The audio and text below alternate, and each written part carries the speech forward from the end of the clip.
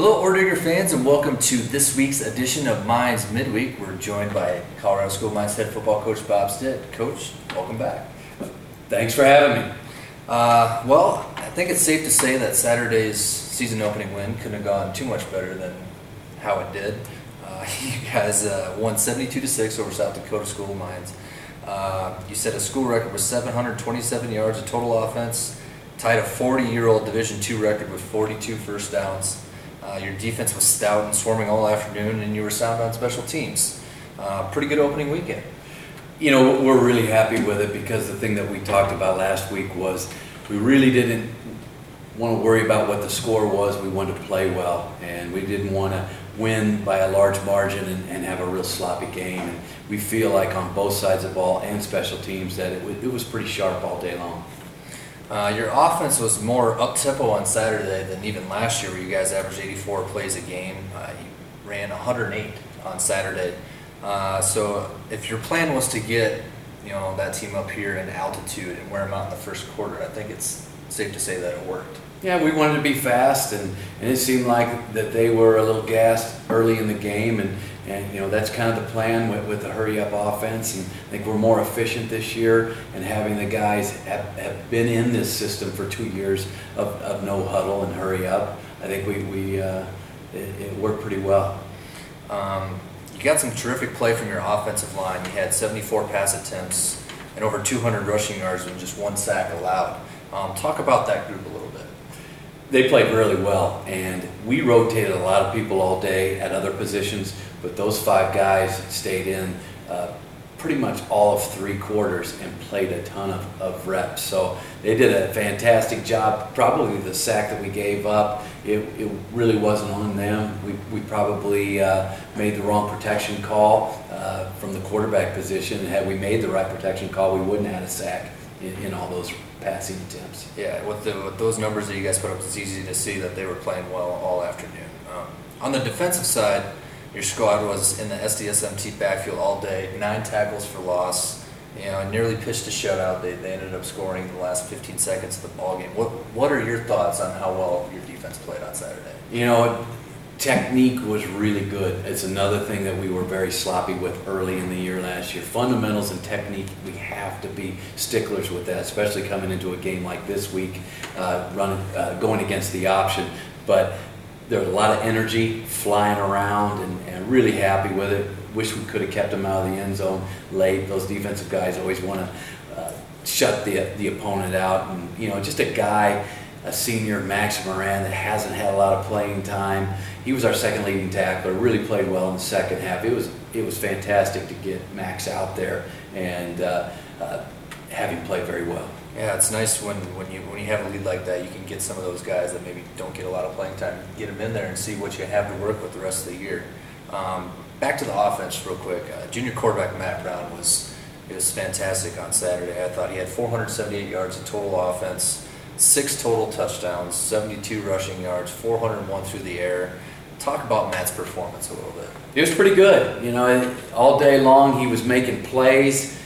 The neat thing is, with all the numbers that you're talking about, there's a lot of improvement that can be made, and Matt knows that too. And we had some situations where the reads weren't there, and like I talked about, a protection call, a few things here or there.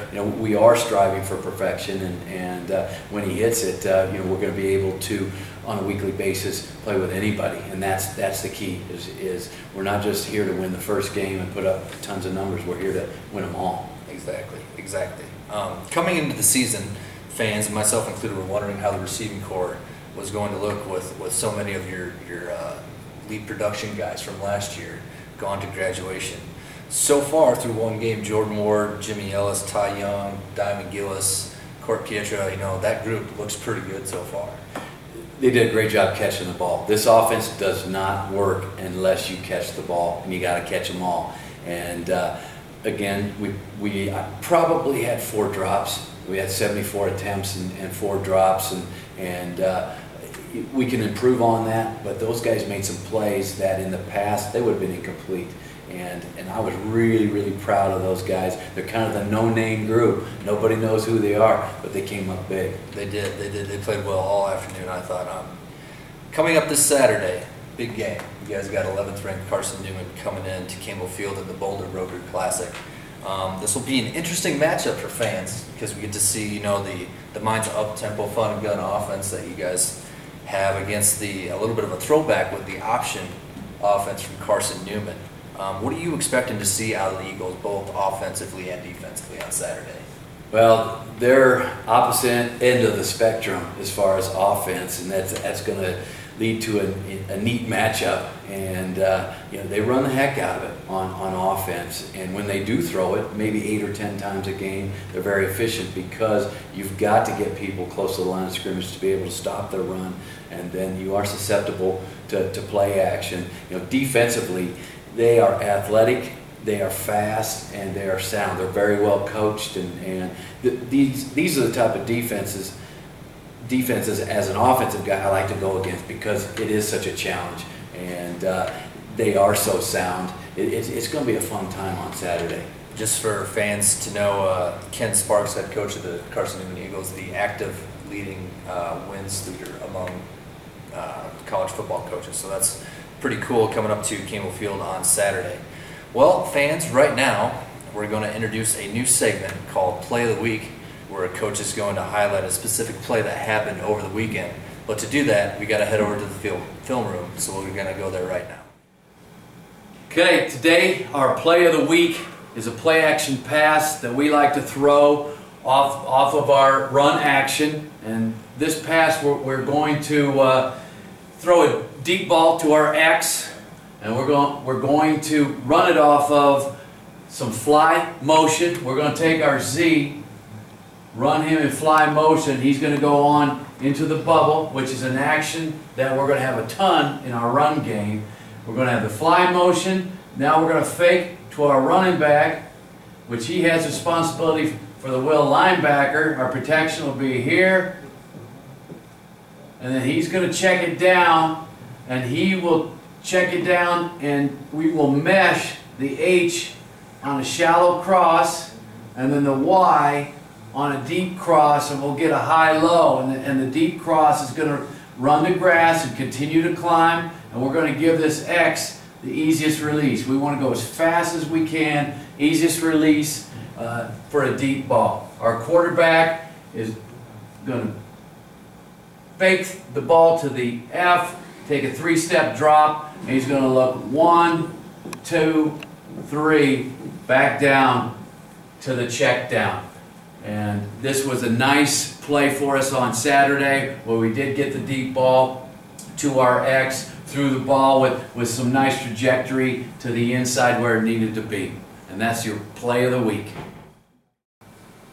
Alright, here's a clip of our play action to X. We're going to start with the fly motion. We're going to send Jimmy Ellison in motion. Going to fake our inside zone here. As you can see, we're going to give our X the free release. We want to be as fast as possible. Whatever way he thinks he's going to get deep, he takes it. Jordan's doing a nice job. If he takes an inside release on this corner, we're going to try to throw the ball somewhere around the hash. That's where he's looking. He's getting squeezed a little bit, but the ball's put in a pretty decent place. You see the action here. Our running back would be responsible for this linebacker. He checks it down. We mesh off with the shallow cross. And we've got the high-low here with these two guys if we don't like the deep ball. Then we'd come down to here. We'd throw to grass or back to the shallow cross. A nice catch from Jordan Ward. Here's the end zone shot. You see a nice play action.